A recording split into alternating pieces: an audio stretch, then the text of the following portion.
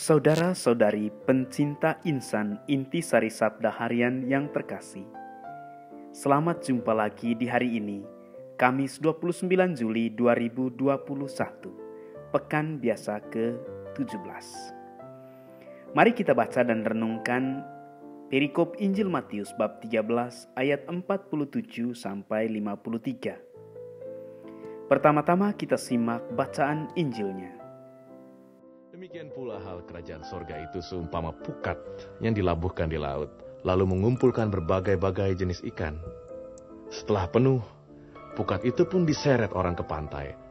Lalu duduklah mereka dan mengumpulkan ikan yang baik ke dalam pasu, dan ikan yang tidak baik mereka buang. Demikianlah juga pada akhir zaman.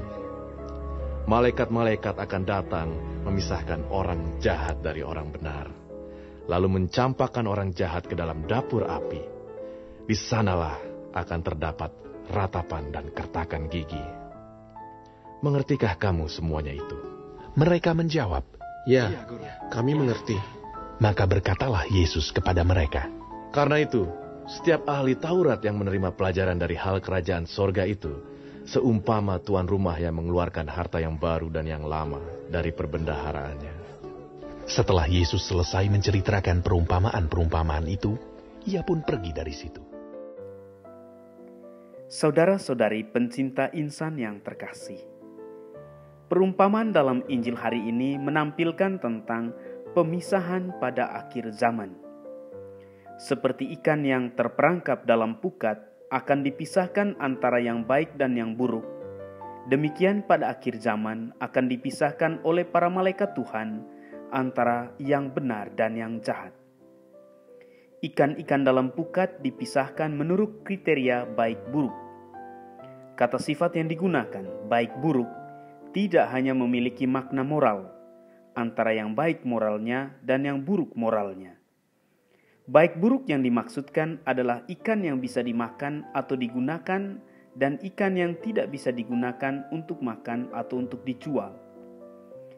Sementara pada pemisahan yang dilakukan oleh para malaikat pada akhir zaman, digunakan kata sifat benar jahat. Yang benar akan masuk ke dalam kerajaan surga, dan yang jahat akan masuk ke dalam dapur api. Benar jahat sebetulnya bukan dua lawan kata yang pas. Seharusnya yang benar lawannya yang salah, dan yang jahat lawannya yang baik. Penginjil Matius menggunakan kata sifat benar jahat. Kata benar, dikaios, memiliki makna yang lebih dalam dari sekedar kebenaran sebagai kesesuaian antara kriteria dan pelaksanaannya. Hal itu lebih bernuansa kebenaran iman, yakni kesesuaian antara iman dan praktek iman, antara pengetahuan iman dan penyembahan yang sesuai dengan iman tersebut. Saudara-saudari pencinta insan yang terkasih, kriteria baik buruk atau benar jahat seperti telah kita sebutkan tadi, bisa kita refleksikan lebih lanjut dalam kehidupan harian kita. Secara istimewa kita bisa telusuri perihal yang benar, dikaios. Yang benar adalah yang sesuai dengan kehendak Tuhan.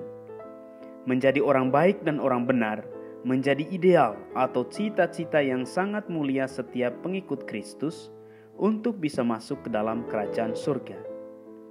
Kesesuaian antara iman dan praktek iman menjadi kriteria untuk bisa masuk ke dalam kerajaan tersebut. Kebaikan dikaitkan dengan kualitas kehidupan seseorang secara total. Apakah hidup seseorang layak bagi kerajaan surga atau hanya pantas bagi kehidupan dunia yang hanya berumur sementara? Kebenaran dikaitkan dengan kesesuaian antara kehendak Tuhan, tanggapan iman dan praktek iman lewat kasih persaudaraan dengan siapa saja. Saudara-saudari yang terkasih, di akhir permenungan ini saya tawarkan sebuah sentuhan. Kebenaran atau dikaios memiliki makna lebih dalam dari sekedar kesesuaian antara kriteria atau konsep dengan realitas atau kenyataan.